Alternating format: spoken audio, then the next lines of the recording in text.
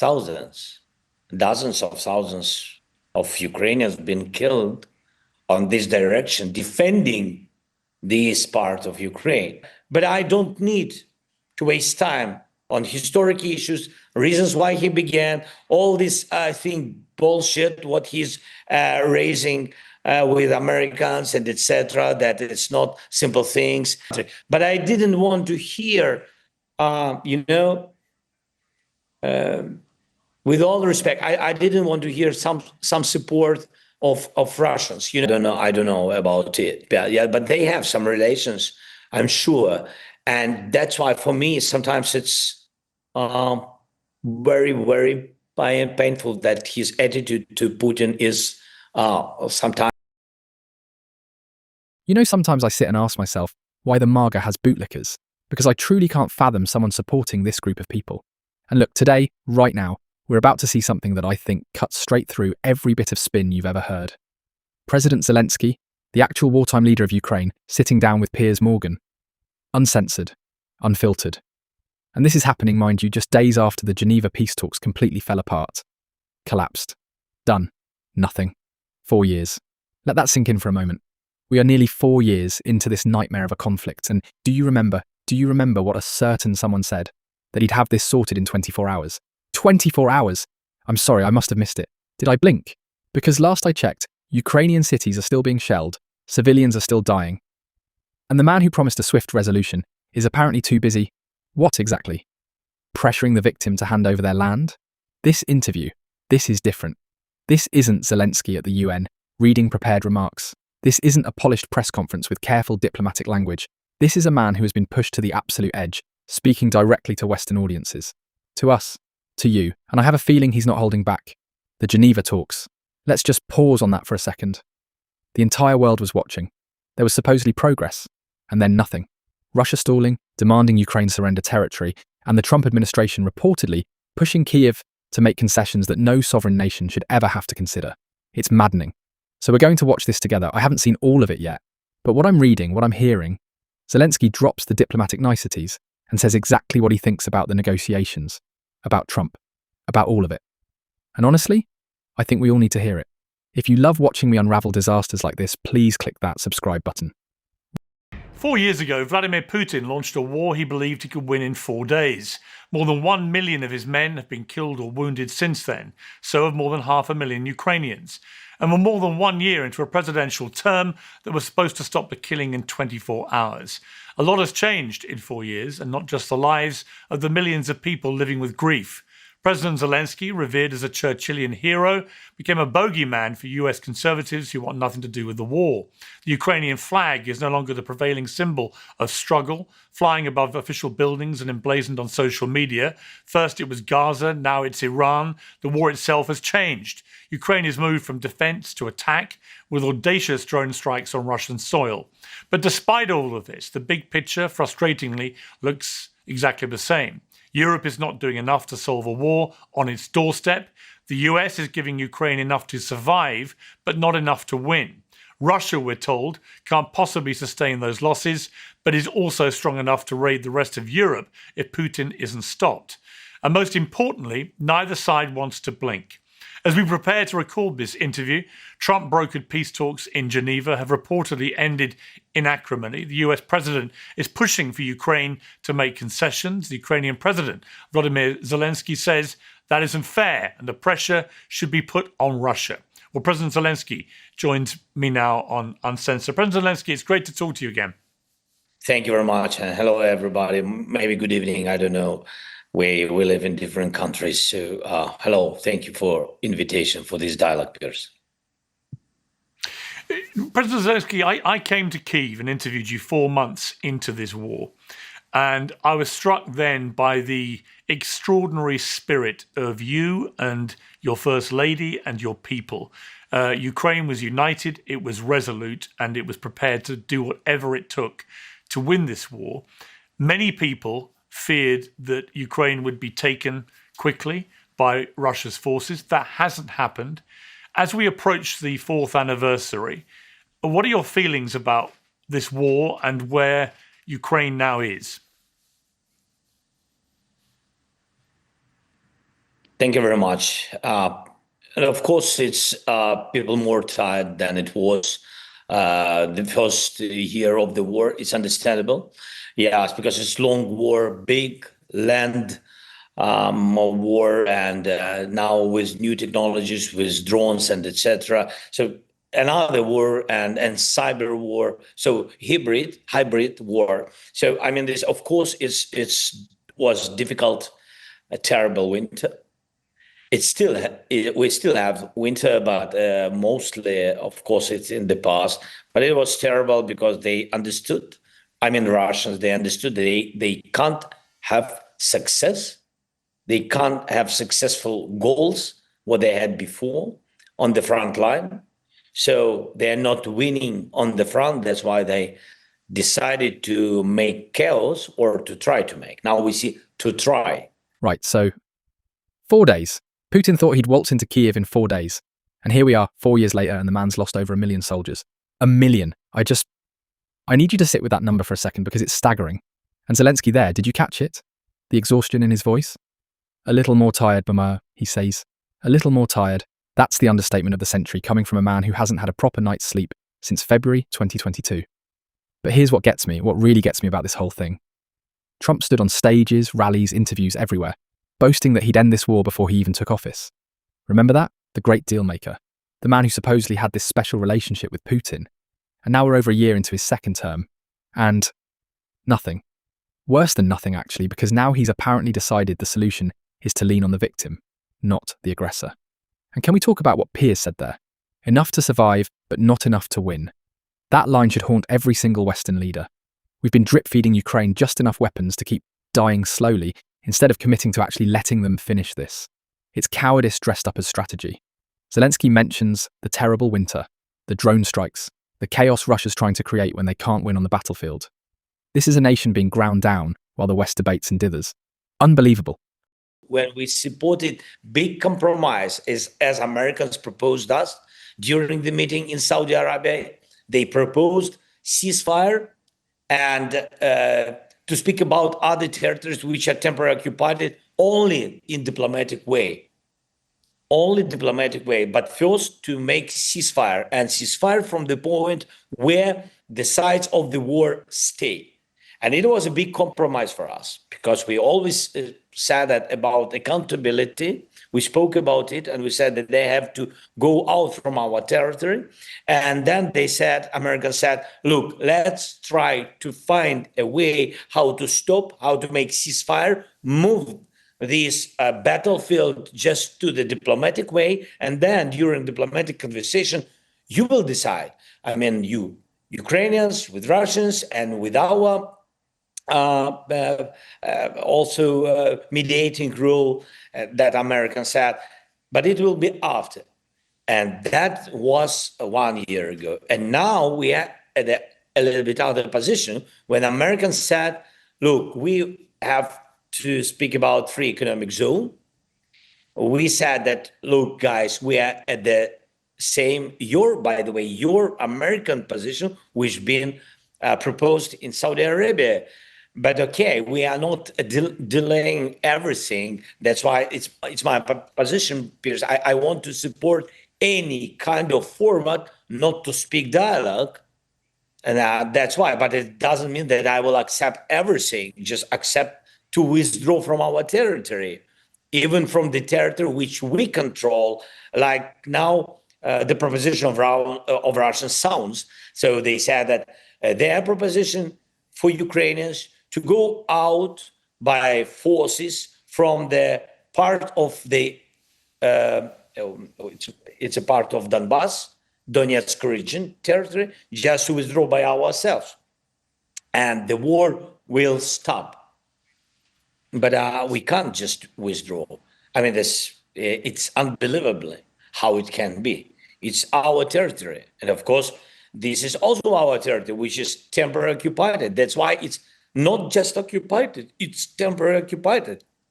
And we are not recognizing judicially it. And even we are not recognizing it de facto in any papers. Yes, it's temporarily occupied territories. It's very painful for us. but let's stop where we stay. And this is a big compromise. Can you imagine any circumstance in which Ukraine, while your president, cedes any territory to the Russians in terms of sovereignty? Just give by ourselves. I can't really support such idea.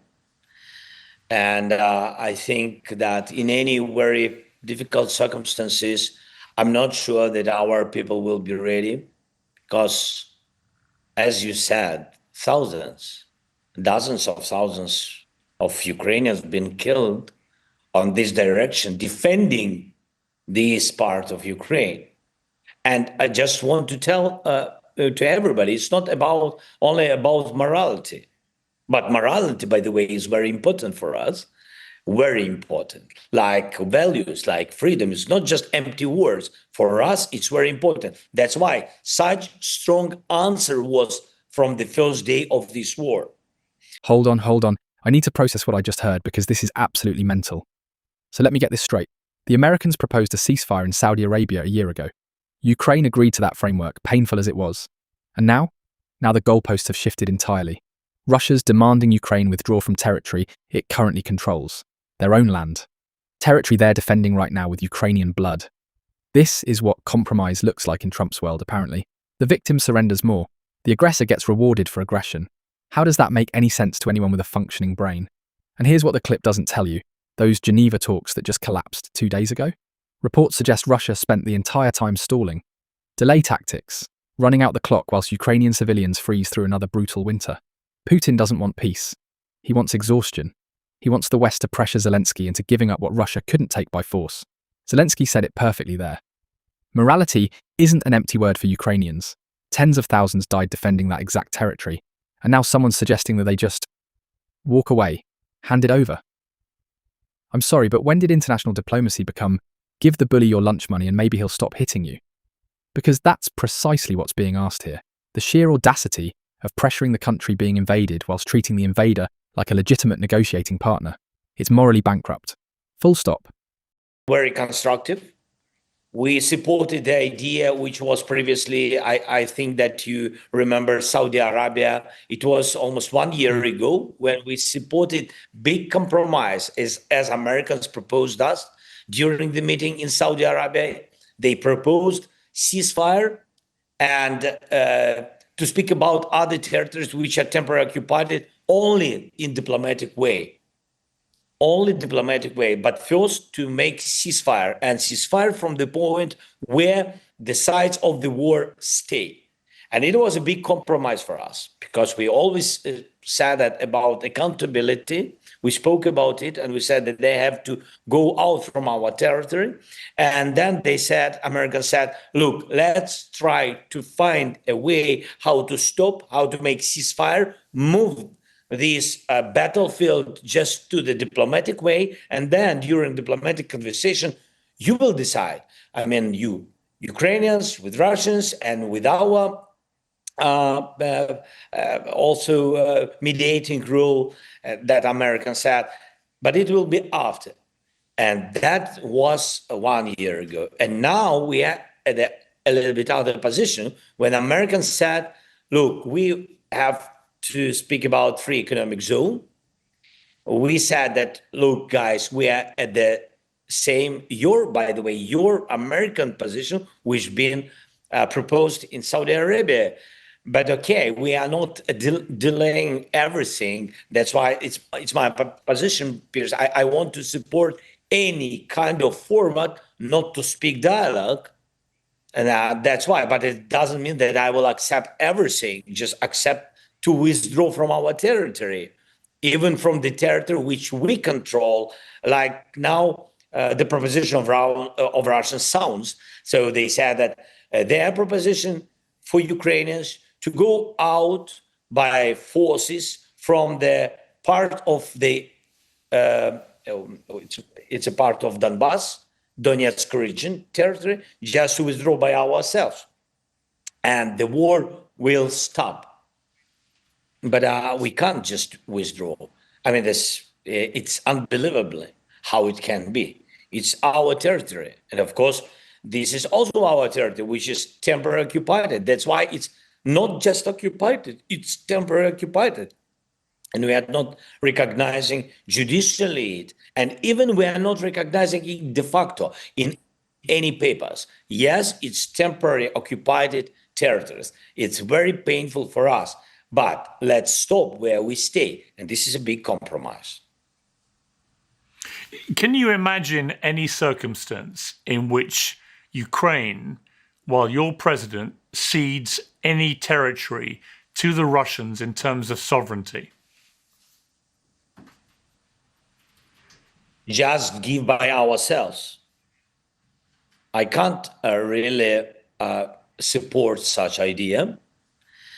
And I think that in any very difficult circumstances, I'm not sure that our people will be ready because, as you said, thousands, dozens of thousands of Ukrainians have been killed on this direction, defending this part of Ukraine.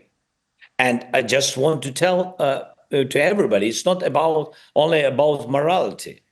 But morality, by the way, is very important for us, very important. Like values, like freedom, it's not just empty words. For us, it's very important. That's why such strong answer was from the first day of this war.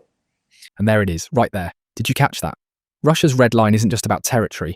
It's about NATO. It's about ensuring Ukraine can never have genuine security guarantees. Think about what that actually means for a moment. Putin's demand isn't peace. It's a setup. He wants Ukraine defenseless so he can do this again in 5 years, 10 years, whenever he fancies another land grab. The insistence that NATO stays out, that's not a compromise position. That's Russia reserving the right to finish what they started. And here's what drives me absolutely spare about all this. The West knows it. Intelligence agencies across Europe and America have reportedly warned for years that Putin views any pause as rearmament time, not peace, preparation. Yet somehow we're still entertaining these negotiations as though Russia is acting in good faith. NATO's been paralysed by this absurd fear of escalation, whilst Russia escalates daily. Drone strikes on energy infrastructure, attacks on civilians, Wagner remnants destabilising Africa. But heaven forbid we give Ukraine the tools to actually win. Zelensky's sitting there, practically laughing at the absurdity of it all, because what else can you do? He's watching Western diplomats tie themselves in knots trying to appear reasonable, whilst Putin takes the absolute mickey. The man defending a democracy is being asked to trust the same international community that watched Crimea happen in 2014 and did what exactly? Sanctions that Russia adapted to? Strongly worded letters? This isn't diplomacy. It's managed surrender with extra steps. Not people. I'm not thinking that people are the shield. No. The cities, and there are fortifications which already been done there, been built there. That is why I said we can't just withdraw. It's 1, 2, 3, 4, 5, 10 reasons why we can't. And it's not fair. And then it's not fair. The Russians have stated that there are two absolute red lines for them. One is Ukraine cannot be allowed to join NATO, and there must be a guarantee of that. And that secondly, NATO forces cannot be on the ground in Ukraine as part of any security guarantees that you've been referencing. What is your view of those two red lines from the Russian perspective? I think it's more about ambitions of Russia. It's not about the real logistic steps. When they speak about that, they also need security guarantees. They said that they don't trust Ukrainians, that if we will have ceasefire, Russians are not ready for ceasefire because they're afraid that Ukrainians will prepare and begin offensive operation. So logically, it doesn't work for me, because if Europeans or Americans stay, how we can begin any offensive operations? This is a guarantee that these representatives of NATO, by the way, can give security guarantees that we will not begin offensive after this war will end, if representatives of these countries will stay. So it doesn't work. And for me, if Russia doesn't want representatives there on the front or deeply, it's the answer that they are thinking that maybe they will come again. Because if there are Europeans or Americans, it's more difficult for them to begin offensive. It's true. Yes, it's true. The same about sea. How we can use sea drones. They're afraid that we will use sea drones, hundreds of them on the sea, in the Black Sea, maybe in the Baltic, and etc. But how we can do it if the ships of our foreign friends will stay there in the Black Sea and will control security, just security, that there is a silence in the sea, that there is a food corridor, the grain corridor, that everything works. And the same about sky. When they said about satellites and etc., we need Europeans and Americans. They can control the sky. So that's why I said it doesn't work with the NATO or representatives of NATO. The second point, I know that Americans and maybe some Europeans, they discuss with Russia about something new document between NATO and Russia. And I always said that we are not in NATO. It's a pity, but we are not. And we've been not, involved to NATO. I don't remember, really in practice, not in just words, in practice. The United States, previous administration and this administration don't see us in NATO. Let's be honest. And they say this, but it doesn't mean that in the future, Ukraine will not be. But again, it's not up to us. We already did what we had to do. We said that we want and we are ready to be a part of NATO, to be a strong part, and to strengthen all the allies. What we can do more? Nothing. And now this is now the ball on the side of our partners, NATO countries. That's why I said to NATO countries that it's up to them to have us or not, to accept us like for future for us in NATO or not. That's why when they will have the document between NATO and Russia, they can discuss everything. See, this is what I've been waiting for someone to articulate properly. Zelensky just dismantled every single talking head argument about historical grievances and territorial claims in about 30 seconds flat. The man knows Russia. He grew up speaking Russian. He understands the mindset, the culture, the political psychology. And what's he saying? Forget the history lectures. Forget the endless debates about whether NATO expansion provoked anything. None of that matters when missiles are landing on hospitals. I've watched countless Western commentators, supposedly serious foreign policy experts, spend hours pontificating about 19th century borders and Soviet-era agreements. Meanwhile, Zelensky's pointing out something blindingly obvious. If Russia genuinely wanted peace, why would they object to European observers? Why refuse American presence unless they're planning another go? That's not historical analysis. That's common sense. And here's what really gets me. The sheer strategic clarity from a man under siege versus the muddled nonsense from comfortable politicians thousands of miles away. He's essentially saying, stop giving Putin intellectual cover. Stop pretending this invasion requires some elaborate justification framework to understand. A country invaded another country. Full stop. The response should be equally straightforward. But no. We've got think tanks producing white papers, cable news panels debating NATO's founding charter, whilst Ukrainians are dying. Zelensky's frustration isn't just personal.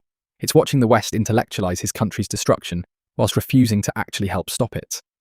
Practical leadership. That's what this looks like. Take notes. If you were to sit with Vladimir Putin to try and finalize a deal, and you were face to face with this man that's committed such horror on your country and your people, what would you say to him if it was just you and him face to face? I don't have personal things to him. No emotions.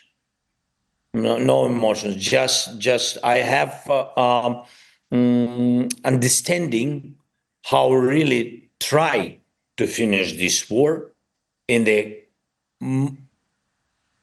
this not permanent pause, and just try to finish this war. I'm not sure that he will hear my arguments, and I don't need it, because I'm not aggressor to find arguments why I'm aggressive. I don't need arguments for, just for the world, why I'm defending my life, like all the Ukrainians. We don't need it. That's why we don't need to lose time for all these historic issues, with all respect to history. But I don't want to lose time on all these issues. We need just now, and even, by the way, we need just now to finish this war. And that's why even it's not interesting for me why he began this war. He has his, this reasons, and it's his personal. I don't want to speak about it because I don't have time. I have my point of view why he began, or why this system began, and I can definitely speak about it and etc. But I don't need to waste time on historic issues, reasons why he began, all this, I think, bullshit, what he's raising with Americans and etc. That it's not simple things about the Peter the First and etc. I don't need it, because for end this war and to go to diplomatic way, I don't need all this historical shit, really, because it's just to postpone. Because I read not less historical books than Putin, I'm sure, and learned a lot, because we have to know everything about this country. And I know about his country more than he knows about Ukraine, simply because I was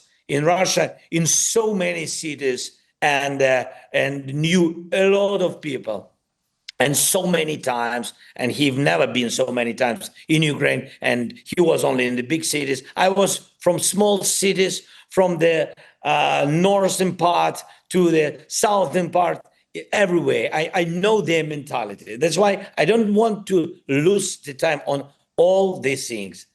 It's about them.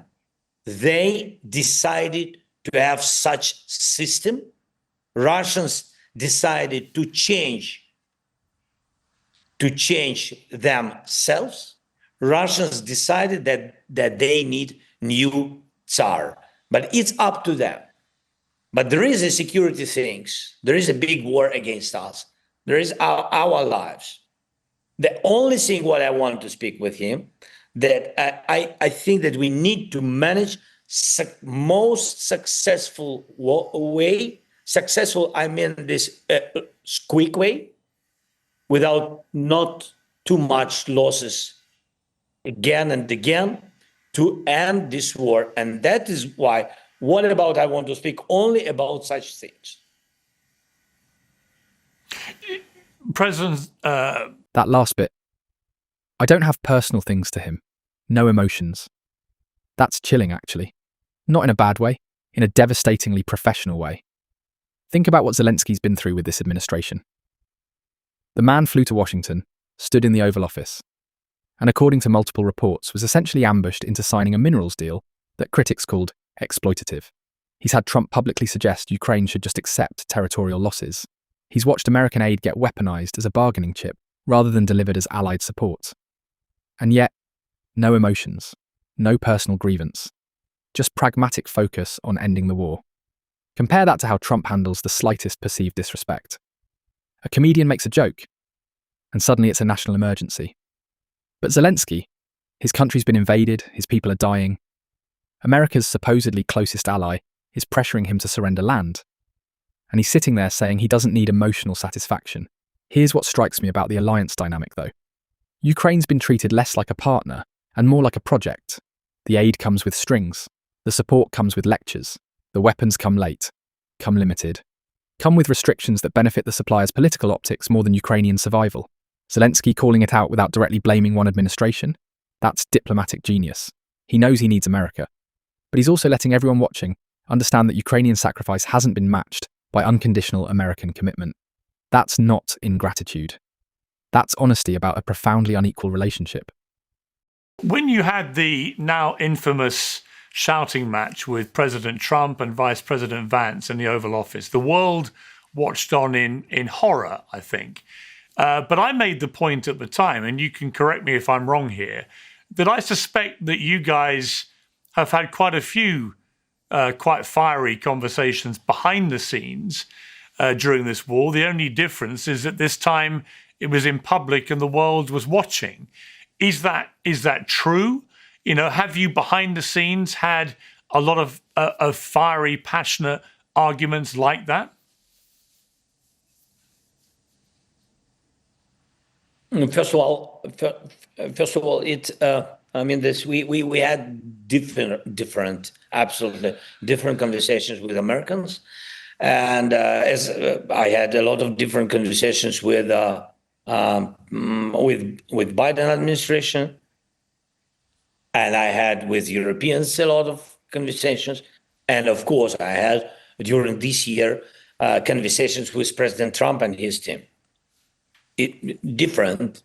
Some of them been very constructive. Some of them been emotional, like one of them which you raised, and there are some which been not in media but also been emotion. Yes, it's true, emotional. But I think that I don't know. We are who we are, so I can't change myself, and it will be not fair to my people. First of all, you know, I'm not. People said, President Zelensky, people said that you were humiliated in the Oval Office that day. Did you feel that?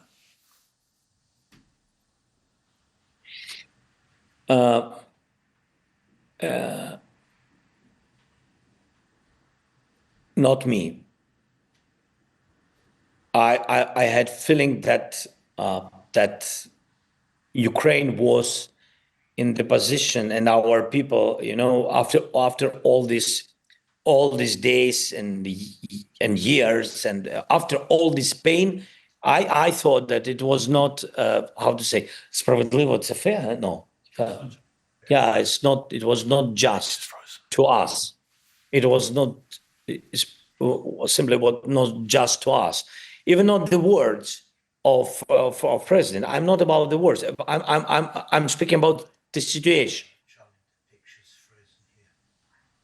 Yeah, I came to the partners, and I wanted very much to hear more big support than previous administration.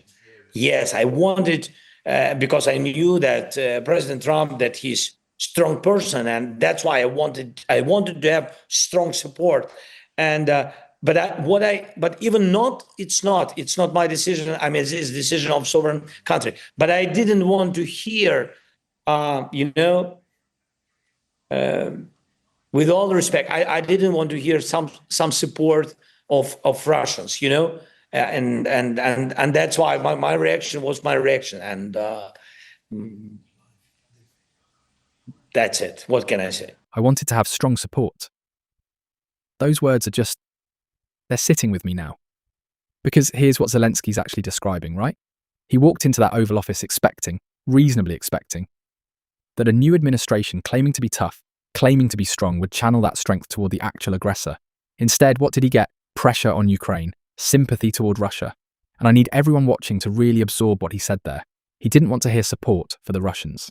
From his ally, from the country that's supposedly leading the free world. This is where it gets genuinely baffling. Because if you trace the pattern of behaviour from this administration, it's consistent. Harsh rhetoric for Zelensky, demands for Ukrainian concessions, public humiliation in the Oval Office. But Putin reportedly gets phone calls, gets olive branches, gets treated like a legitimate negotiating partner rather than a war criminal. And Zelensky's sitting there trying to make sense of it. You can hear it in his voice, not anger, just confusion. Why would an American president be softer on the man bombing children's hospitals than on the man defending them? The diplomatic asymmetry here is staggering. Ukraine's asked to give up land, give up NATO aspirations, give up its future security. Russia's asked to, what exactly? Show up to talks it uses as stalling tactics. This isn't deal-making. This isn't strength. It's capitulation dressed up as negotiation, and Zelensky's too polite to say it outright, but you can see he's thinking it. When it comes to President Trump, I've had private conversations with him multiple times in the last year since he became president again. And he cares genuinely, deeply about the appalling loss of life in this war. And he is, it seems to me, desperate to try and bring peace and to end this war. But many people feel he's tougher on you and Ukraine than he is on Russia and Putin. Do you think that? And if that is the case, why do you think he's tougher on you than he is on Russia and Putin? I don't know, maybe because America thinks that they helped us from the very beginning of this war, and even before the war, when President Trump remains the javelins. I also been very thankful to him. It was not during my presidency. It was before, but in any way, we speak about our country. Doesn't matter who is the president at this time. But he helped, and I think that he thought that he helped Ukraine, and Ukraine has to be more thankful, and he underlined it, and I think you heard about it. And maybe he's right. Maybe we have different positions on it. I think that we are defending Ukraine and defending the world and defending their values, which always Americans spoke about, and try to push these values to the world. And I think that we are defending by paying our lives. That's why I thought that it's not just help. No, it's not just. I mean, the nations of America is about help of allies, that we help each other. We are helping defending Europe, and America helping Europe to be alive, and that's why they support us. But you see, maybe we had different views on it. Do you trust President Trump? I trust him in first very important thing that you said, that he really wants to end this war. Yes, he really wants to end this war. And the second point, when he speaks about the children, when he speaks about losses in Ukraine, I trust that it's very painful for him. And he speaks about it. Yes, I don't know really all his internal questions, steps. With all respect, I'm sorry, I'm focusing on the war, not on these things. Maybe some of them internal American things even more important for him, I'm sure, than this war. But in any case, and I trust that he really can to end this war. But I don't know to speak about his relationship with Putin. I want to be very honest. It's not about question of trust or not. He has such relations which I can't really estimate or understand. Something which is not vidom or famous, which is something which is not famous. I mean, for me. Yeah, I don't know about it. But they have some relations, I'm sure, and that's why for me sometimes it's very, very painful that his attitude to Putin is sometimes заслуговує, як буде? Deserves. Yes, I think sometimes his attitude to Putin more good than Putin deserves. Yeah, and that's it. I'm sharing with you what I think. But really, he speaks, Trump always speaks with me about many losses in Ukraine. Yeah, and that's it. So, that's where we are then. Zelensky just sat there, on international television, and said out loud what everyone with functioning eyes has been watching unfold. He trusts that Trump wants to end the war. He trusts Trump's emotional response to Ukrainian suffering is genuine. But he doesn't understand Trump's relationship with Putin. And honestly, neither do I. Neither does anyone. And here's what strikes me most about everything we've just watched. This man, leading a country under bombardment, whose people are dying every single day, still found a way to be diplomatic, still gave Trump credit where he could, still acknowledged the javelins, still avoided the easy path of outright condemnation. But that line, Biasi, his attitude to Putin, is sometimes more good than Putin deserves. That's the wake-up call. That's Zelensky, as gently as humanly possible, telling the world that something is fundamentally broken in how America is conducting this so-called peace effort. And what does that say to every democracy watching? What does it say to Taiwan? To the Baltic states? To anyone counting on American partnership when the tanks start rolling?